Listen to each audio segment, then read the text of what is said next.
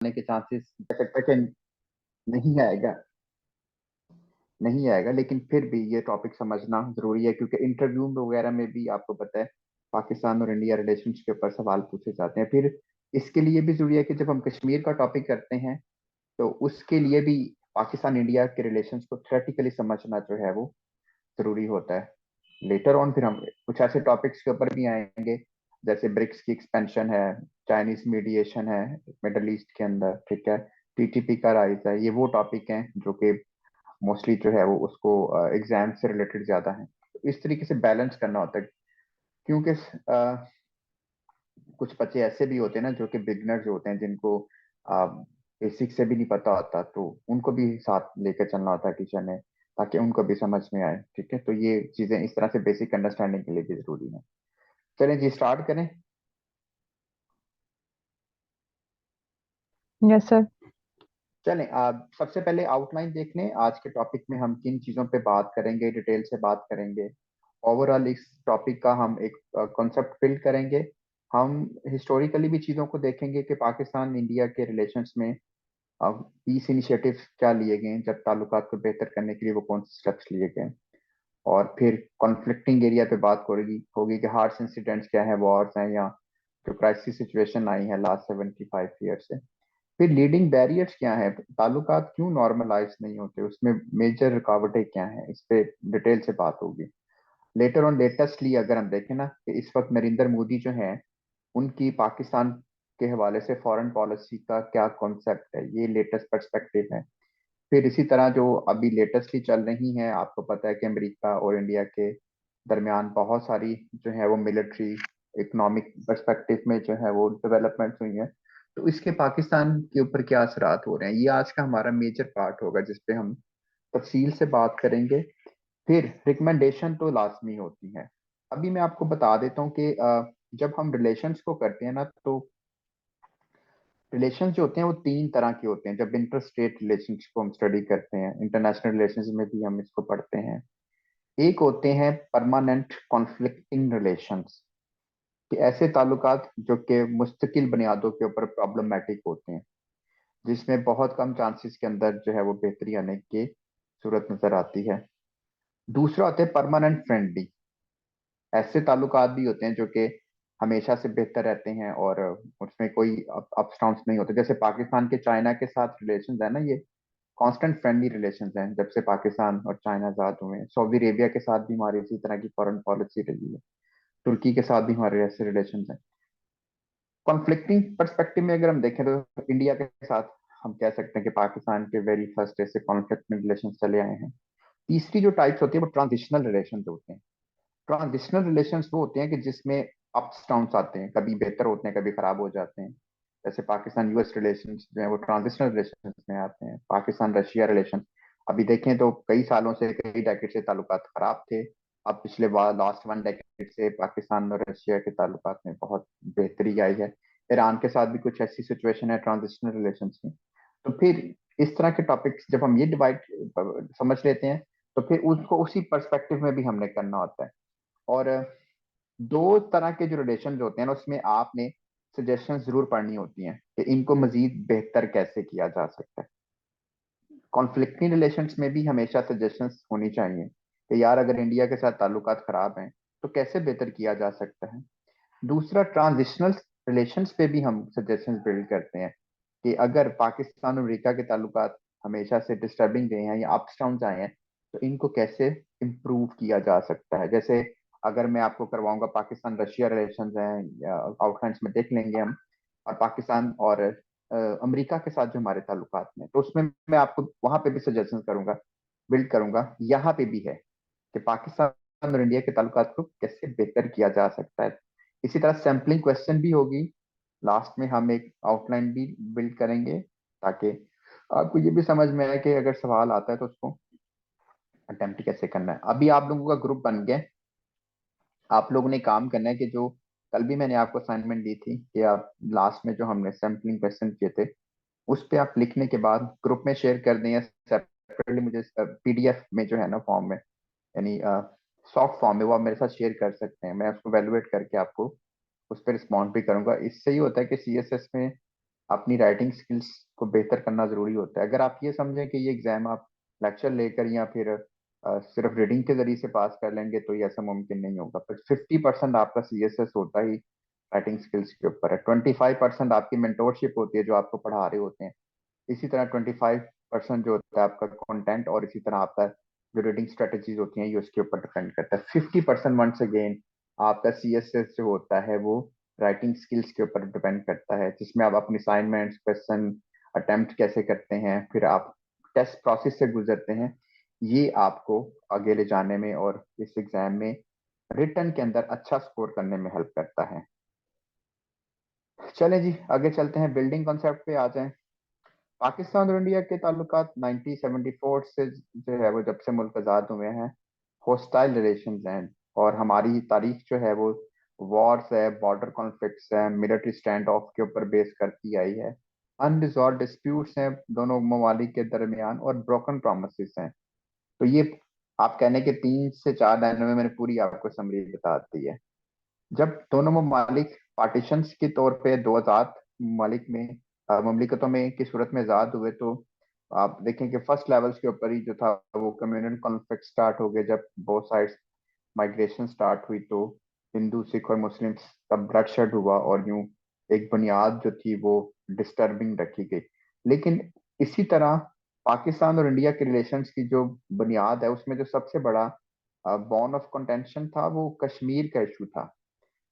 और कश्मीर का मसला प्रिंसली स्टेट का जो कॉन्सेप्ट दिया गया था इंडियन एक्ट और इसी तरह थर्ड जून प्लान्स के अंदर, उसके अकॉर्डिंगली कश्मीर का मसला हल का सोल्यूशन नहीं दिया गया, उसको हल नहीं किया गया, जिसकी वजह से पाकिस्तान और इंडिया के दरमियान एक खराब ताल्लुकात की बुनियाद जो है वो, उसमें कश्मीर का भी जो है वो बड़ा अहम रोल है। पाकिस्तान और इंडिया के बॉर्डर्स को कहा जाता है these are the most militarized international border, जहाँ पे बड़े पैमाने पे एक्टिव आर्मी जो होती है वो डिप्लॉय रहती हैं। और इसी तरह बहुत सारे मामलात के अंदर अगर हम तारीख पे देखें तो जनाब, जहाँ पे आपस में लड़ते रहे हैं, प्रॉब्लम में रहे हैं, तो many times the both countries took many initiatives to resolve their disputes through peaceful means। और जिसकी आगे मैं आपको एग्जांपल्स में भी बताऊंगा पीस इनिशिएटिव्स के अंदर। सो दैट अभी जो अगर हम लेटेस्ट पर्सपेक्टिव में देखें ना, तो पाकिस्तान और इंडिया के रिलेशंस में जो चीजें इंपॉर्टेंटली असरअंदाज हो रही हैं वो एक तो डोमेस्टिक पॉलिटिक्स है दोनों ममालिक की, कि किस तरह की सियासी जमातें इक़्तिदार के अंदर हैं और उनका फॉरेन पॉलिसी का जो थीम है वो क्या है। दूसरा लेवल जो असरअंदाज हो रहा है वो रीजनल पर्सपेक्टिव भी है, रीजनल सिनेरियो भी, जैसे अफगानिस्तान का मैटर हो गया। और इसी तरह जो है वो रीजन्स के अंदर हम ये देखते हैं कि फॉर एग्जांपल पाकिस्तान और चाइना का अलायंस है, इंडियन उसको डिफरेंट वे से देखते हैं। थर्ड लेवल जो है वो ग्लोबल फैक्टर्स का है, कि जैसे ग्लोबल लेवल्स के ऊपर अगर हम देखते हैं कि मुख्तलिफ जो बड़ी पावर्स हैं उनके दरमियान आपस में जो ब्लॉकिंग है, अलायंसेस हैं, वो दोनों कंट्रीज के ऊपर असरअंदाज होते हैं। जैसे मोस्टली चाइना और यूएस की जो राइवलरी है ग्लोबल लेवल के ऊपर, वो पाकिस्तान और इंडिया के रिलेशंस पे इफेक्ट करती है। हम थोड़ा सा चाइना की तरफ टिल्ट होते हैं और इंडियंस जो है वो यूएस की तरफ। तो 3 लेवल्स के ऊपर जो फैक्टर्स हैं वो असरअंदाज होते हैं, domestic, regional and the global factor. अच्छा, अगर तारीखी तौर पर देखा जाए तो ये जो दोनों ममालिक हैं इन्होंने अपने ताल्लुकात को बेहतर करने के लिए 3 तरह से इनिशिएटिव लिए हैं। पहला इनिशिएटिव है यूएन ड्रिवन, जब अक़वाम मुत्तहिदा ने ताल्लुकात को बेहतर करने की कोशिश की। जैसे फॉर एग्जांपल यूनाइटेड नेशंस ने जो था वो, जो शिमला कह रहा हूँ, ताशकंद एग्रीमेंट था जिसमें रशिया भी इन्वॉल्व था, हेल्प किया। वर्ल्ड बैंक जो था यूएन का एक इदारा है, उसने पाकिस्तान और इंडिया के दरमियान पानी का मसला हल करवाने में एक अहम किरदार अदा किया 1960 में। दूसरा लेवल जो है वो बायलेटरल पीस इनिशिएटिव का है, कि जब दोनों ममालिक ने बराह रास्त बातचीत के जरिए से अपने ताल्लुकात को बेहतर करने की कोशिश की। इसकी बेस्ट एग्जांपल जो है हम शिमला एग्रीमेंट दे सकते हैं 1972 में। लेटर ऑन द मीडिएशन, के जिसमें किसी कंट्री ने इंडिया और पाकिस्तान के दरमियान मसले को हल करने के लिए एक किरदार अदा किया। जैसे हम वाशिंगटन डेक्लेरेशन कहते हैं, जब पाकिस्तान और इंडिया के दरमियान कारगिल के ऊपर प्रॉब्लम हुआ तो अमेरिका ने मीडिएट किया। 1965 की वॉर में रशिया ने मीडिएट किया और ताशकंद एग्रीमेंट करवाया, उसमें यूएन का भी रोल था। तो तीन तरह की जो है वो पीस इनिशिएटिव्स जो है वो इस तरीके से लिए गए हैं। लेकिन पिछले 2 डेकेड से ये कहा जाता है कि सिचुएशंस बड़ी क्रिटिकल भी हुई हैं, लेकिन पाकिस्तान और इंडिया किसी वॉर की तरफ नहीं गए। कारगिल का इशू हुआ, बॉर्डर स्टैंड ऑफ हुआ 2001 और 2 में। जब इंडियन पार्लियामेंट पे अटैक हुआ तो इंडिया ने अपनी 1 मिलियन आर्मी जो थी पाकिस्तानी बॉर्डर पे डिप्लॉय की। ये इंडिया की सबसे बड़ी हिस्टोरिकली डिप्लॉयमेंट रही है पाकिस्तानी बॉर्डर के ऊपर। उसके अलावा मुंबई अटैक जब हुए थे तब भी सिचुएशन ऐसी लग रही थी कि कहीं दोनों ममालिक जो है वो किसी बड़ी कन्वेंशनल वॉर में न चले जाएं, लेकिन ऐसा नहीं हुआ। अच्छा, अब अगर हम देखें तो कुछ सालों से तो सिचुएशन बहुत ही ज्यादा रिवर्स हो गई है। उसकी भी कुछ वजूहात हैं। एक तो हिंदुस्तान में जो राइट विंग की पॉलिटिक्स हो रही है, जिसमें नरेंद्र मोदी जो है वो पाकिस्तान को एज अ काउंटर बैलेट के तौर पर यूज कर रहे हैं अपना वोट बैंक अटेन करने के लिए। दूसरा जो प्रॉब्लम वाला मामला हुआ है वो इंडिया ने जो कश्मीर का स्टेटस चेंज किया है, आर्टिकल 370 को रिवोक किया, उसकी वजह से भी ताल्लुकात टोटली खराब हैं। इसी तरह इंडिया अपनी कन्वेंशनल मिलिट्री कैपेबिलिटीज को बढ़ा रहा है, और इसी तरह ग्रेट पावर कंपटीशन जो है, ये 4 फैक्टर जो है लेटेस्टली अगर हम देखें तो ये ताल्लुकात के ऊपर बराह रास्त जो है वो सवेयर वे से जो है वो असरअंदाज हुए हैं। अच्छा जी, जरा हिस्टोरिकली देख लें पीस इनिशिएटिव क्या लिए गए हैं। पहला इनिशिएटिव जो था वो लियाकत नेहरू पैक्ट साइन हुआ था 1950 में। और ये जो मुआहिदा हुआ था, ये दोनों कंट्रीज के दरमियान जो पार्टीशंस के वक्त माइग्रेशन हुई थी, उस दौरान बहुत सारी प्रॉपर्टीज पे कब्जा किया गया, खवातीन को किडनैप किया गया। उस मामले को हल करने के लिए जो था वो नेहरू और लियाकत अली खान के दरमियान एक मुआहिदा हुआ था इंडिया के शहर दिल्ली के अंदर। ये जुनेद अपना माइक म्यूट कीजिएगा, और महापारा आप भी अपना माइक म्यूट करें, otherwise I will remove you class. Mister Junaid. अच्छा, दूसरा जो पीस इनिशिएटिव है वो है जी इंडस वाटर ट्रीटी। दोनों ममालिक ने पानी का मसला हल करने के लिए 1960 में वर्ल्ड बैंक की मीडिएशन के जरिए से जो था वो मुआहिदा ये किया। फिर एक ताशकंद एग्रीमेंट भी हुआ था, piece agreement, cease fire agreement था 1965 की वॉर को खत्म करने के लिए। फिर एक और हिस्टोरिक पीस इनिशिएटिव लिया गया था, वो शिमला पैक्ट था। इंदिरा गांधी और जुल्फिकार अली भुट्टो ने इस पर साइन किए थे। इसमें 3 चीजें इंपॉर्टेंट थी।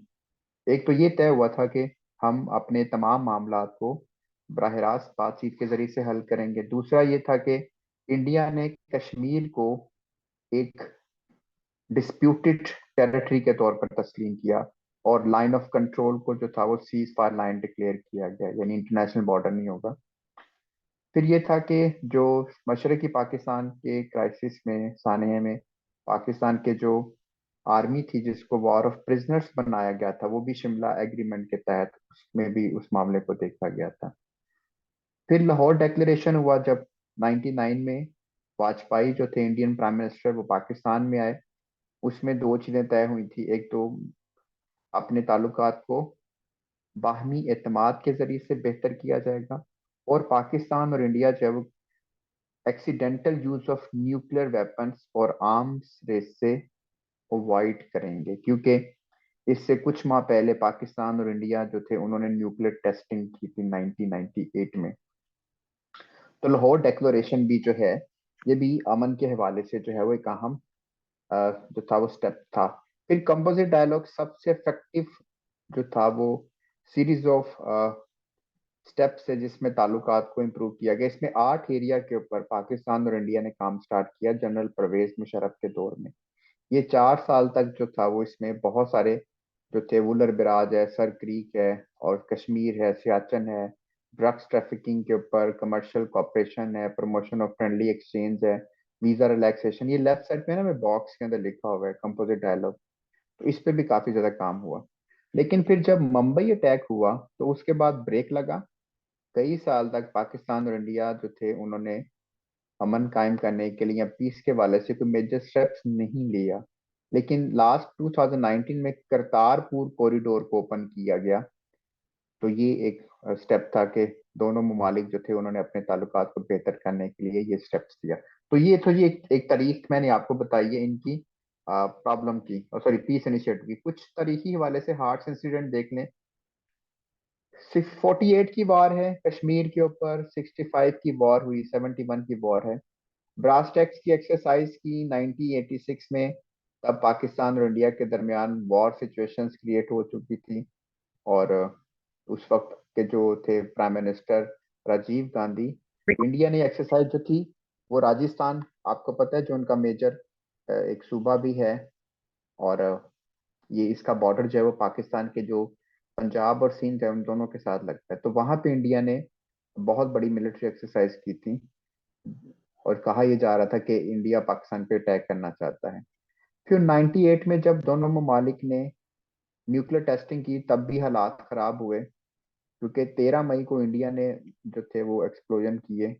तो उन्होंने पाकिस्तान को थ्रेट करना शुरू किया कि आप कश्मीर पे अपनी पॉलिसी चेंज करें, और पाकिस्तान में जितने भी कश्मीर से रिलेटेड मिलिटेंट ग्रुप हैं उनके खिलाफ आप कार्रवाई करें। तो जनाब सिचुएशन काफी खराब थी।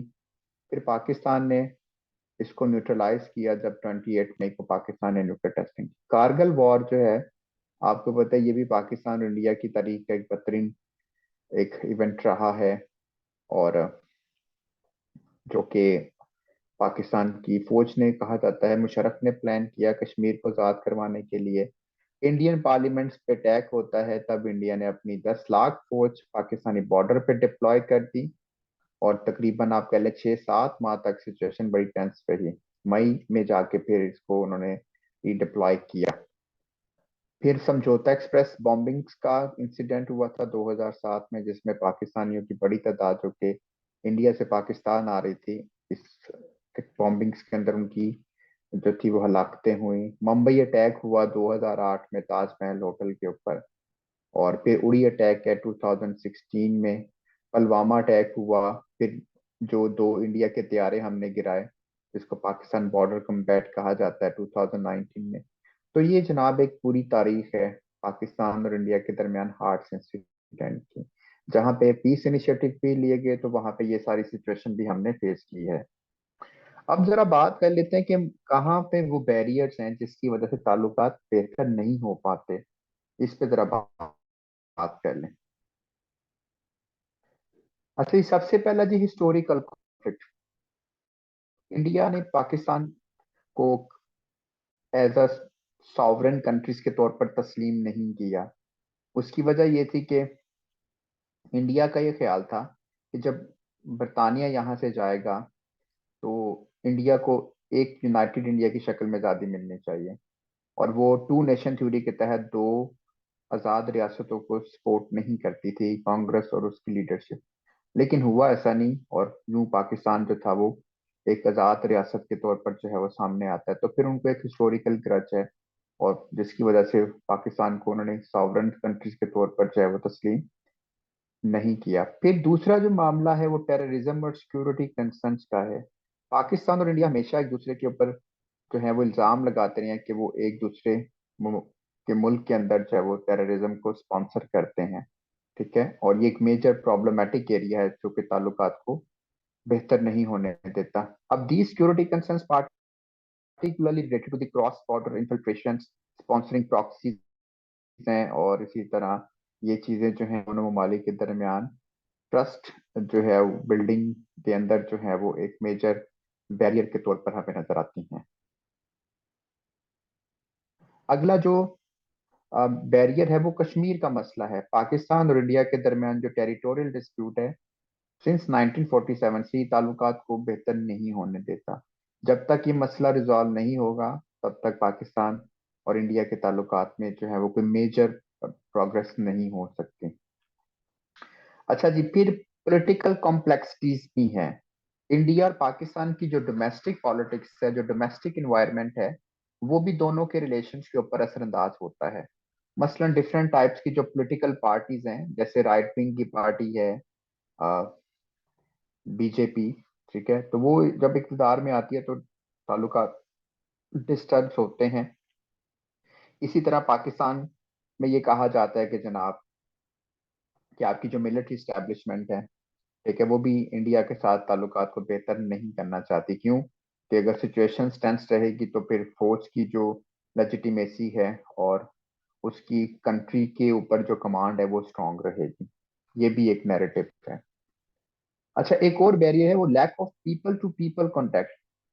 पाकिस्तान और इंडिया ने हमेशा जो दोनों साइड्स पे जो अवाम है उनको मिलने नहीं दिया, उनके दरमियान एक्सचेंज नहीं हुआ। देखें, जब रियासतें स्टेट लेवल्स के ऊपर उनके ताल्लुकात खराब हों तो अगर वो लोगों को अलाउ कर दें तो वो एक मेजर वेरिएबल के तौर पर ताल्लुकात को बेहतर कर सकती हैं। जब लोग आपस में मिलते हैं तो एक पॉजिटिव पब्लिक परसेप्शन बिल्ड होती है, और फिर जो इससे ये होता है कि लोगों को हकीकत का पता चलता है कि क्या वाकई पाकिस्तान और इंडिया के लोग आपस में एक दूसरे के खिलाफ नफरत रखते हैं या सिर्फ स्टेट इसको इस नैरेटिव को बिल्ड करती है। लेकिन अफसोस इस बात पे रहा कि पिछले 75 ईयर्स में दोनों कंट्रीज ने वीजा रिस्ट्रिक्शंस लगाई रखी और लोगों को भी आपस में मिलने नहीं दिया। तो फिर जो दिनों के दरमियान फासले थे वो मजीद बढ़ते चले गए। तो फिर जो लोग वहां पे बैठे हैं उनको वहां का मीडिया जो गवर्नमेंट्स बताती है वो चीज पे बिलीव कर लेते हैं। इसी तरह पाकिस्तान के अंदर भी है। तो लोगों का आपस में जो मेल जोल कम रहा है, इसकी वजह से भी ताल्लुकात में बेहतरी नहीं आ सकी। एक और बड़ी वजह है वो वाटर डिस्प्यूट है। पाकिस्तान और इंडिया के दरमियान जो पानी का मसला है, ठीक है, कश्मीर के बाद ये मेजर प्रॉब्लम है। और इंडिया ने जो डैम्स की कंस्ट्रक्शन की है, जैसे वुलर बिराज है, पिगलिहार डैम है, किशन गंगा डैम है, इसकी वजह से पाकिस्तानी दरियाओं में पानी में कमी भी वाक़या हुई है। सो दैट ये भी एक एक मेजर बैरियर है ताल्लुकात को बेहतर ना होने का। जी, एक्सटर्नल इन्फ्लुएंसेस पे भी बात करते हैं कि जो बैरूनी फैक्टर्स हैं इंटरनेशनली, वो भी पाकिस्तान और इंडिया के ऊपर असरअंदाज होते हैं। जैसे मुख्तलिफ ममालिक आपस में जो टसल्स है, जियो पोलिटिकल राइवरी है अमेरिका और चाइना की, और ये पाकिस्तान और इंडिया के ताल्लुकात पे बिल्कुल असरअंदाज होती है। तो एक्सटर्नल फैक्टर्स भी इसके अंदर इन्वॉल्व है। मीडिया पोर्ट्रेल्स और द पब्लिक ओपिनियन, मीडिया इस तरह से चीजों को दिखाता है जो कि पब्लिक परसेप्शन को बिल्ड करता है। स्टीरियोटाइप और नेगेटिविटी हमें बहुत ज्यादा नजर आती है, जिसकी वजह से पाकिस्तान और इंडिया के दरमियान ताल्लुकात जो है वो बेहतर नहीं हो पाते। मीडिया सेंसेशनलिज्म जो है उसको फॉलो करता है। अब देखें, इससे फिर लोगों का माइंडसेट बिल्ड होता है, और जो मीडिया बेसिकली पब्लिक ओपिनियन जो होता है ना उसको बिल्ड करता है। तो ये सारी सिचुएशन जो है वो मीडिया का भी एक बड़ा नेगेटिव रोल रहा है इन ताल्लुकात को खराब करने में। Lack of sustain dialogue and the trust building measures. Pakistan और इंडिया के दरमियान एक और बड़ी वजह यह भी रही है कि दोनों ममालिक के दरमियान जो है वो एतमाद साजी में कमी रही है। और यही वजह होती है कि जब भी ये बातचीत का आगाज करते हैं तो फिर किसी मेजर डिसीजंस के ऊपर नहीं जा पाते, किसी मेजर एग्रीमेंट्स के ऊपर नहीं जा पाते। क्यों? वजह, की वजह यह है कि दोनों एक दूसरे के ऊपर एतमाद नहीं करते। सो दैट्स जो फिर कोर इश्यूज हैं, जो मेजर इश्यूज हैं, जो बड़े प्रॉब्लम है, वो हमेशा एजेंडे के ऊपर नहीं आते और फिर वो सोल्यूशन की तरफ नहीं जाते। एक और भी barrier lack of economic integration and trade barriers.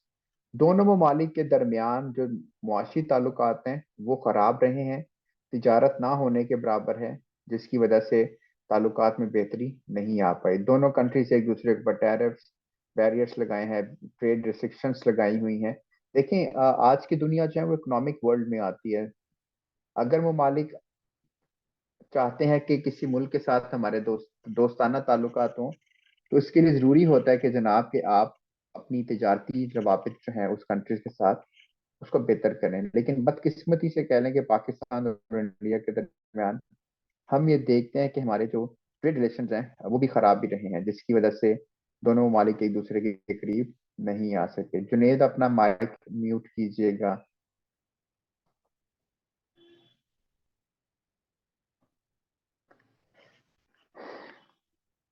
जी, यहाँ तक समझ आ गया आपको? अभी हमने किन किन एरिया के ऊपर बात की, ओवरऑल एक रिव्यू लिया। पीस इनिशिएटिव पे बात हुई, हार्ट्स इंसिडेंट्स के ऊपर मैंने आपको ब्रीफली बताया। फिर मैंने आपको बताया कि पाकिस्तान और इंडिया के ताल्लुकात क्यों नॉर्मल नहीं हो पाते, उसमें मेजर बैरियर्स क्या हैं। ठीक है। ओके, अब जरा आते हैं नरेंद्र मोदी की पॉलिसी के ऊपर, वो पाकिस्तान को कैसे डील करते हैं। मोदी जो है वो 2014 में इंडिया के प्राइम मिनिस्टर बने हैं। इससे पहले वो 10 साल जो है वो इंडिया का जो सूबा है गुजरात, उसके चीफ मिनिस्टर भी रहे हैं।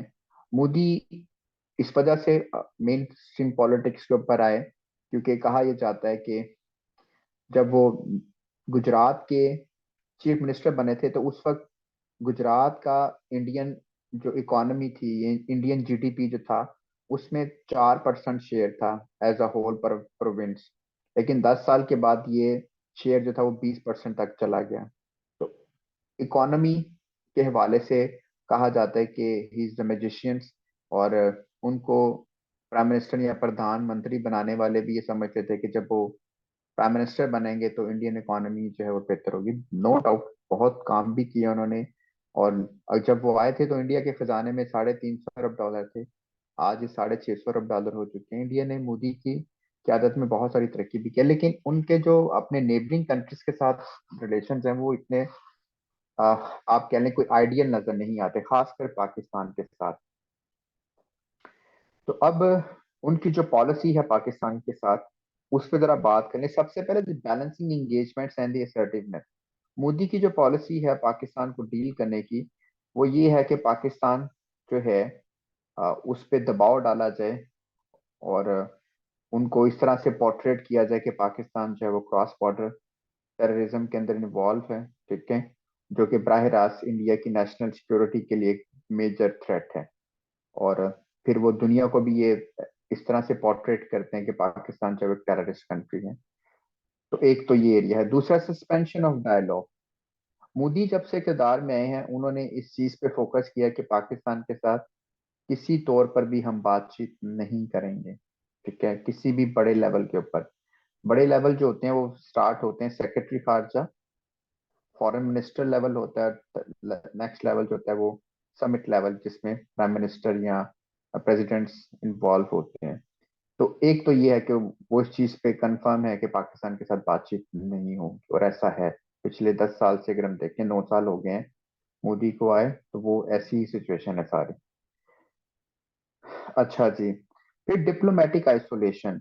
मोदी को की जो पाकिस्तान को डील करने की जो पॉलिसी है, वो ये है कि पाकिस्तान को सफारती सतह पर तनहा कर दिया जाए, रीजन्स के अंदर भी और ग्लोबल लेवल के ऊपर भी। ठीक है। और दुनिया को ये रियलाइज करवाया जाए कि पाकिस्तान एक दहशतगर्द मुल्क है, और ये दहशतगर्दों को इम्प्लांट करता है, जो कि इंडिया के अंदर भी जो है वो टेररिज्म के अंदर इन्वॉल्व है। फिर इसके साथ साथ increase focus on the border infrastructure. Modi की गवर्नमेंट से इस चीज को प्रायोरिटाइज करती आई है कि जो फेंसिस हैं उसको कंस्ट्रक्ट किया जाए, बॉर्डर सिक्योरिटी को बढ़ाया जाए, बॉर्डर के ऊपर मिलिट्री आउटपोस्ट जो हैं उसको इनहेंस किया जाए, ताकि पाकिस्तान की तरफ से जो इन्फिल्ट्रेशन है उसको रोका जाए, और पाकिस्तान के ऊपर जो है वो एक दिफाई या मिलिट्री प्रेशर जो है वो उसको भी बिल्ड किया जाए। इसी तरह Modi policy to deal Pakistan comprising change Pakistan stand on Kashmir. वो चाहते हैं कि पाकिस्तान जो है वो कश्मीर के ऊपर अपना स्टैंड चेंज करें या उससे विड्रॉ कर ले। Engage Pakistan into the hybrid war, कि पाकिस्तान को इंटरनली वीक किया जाए।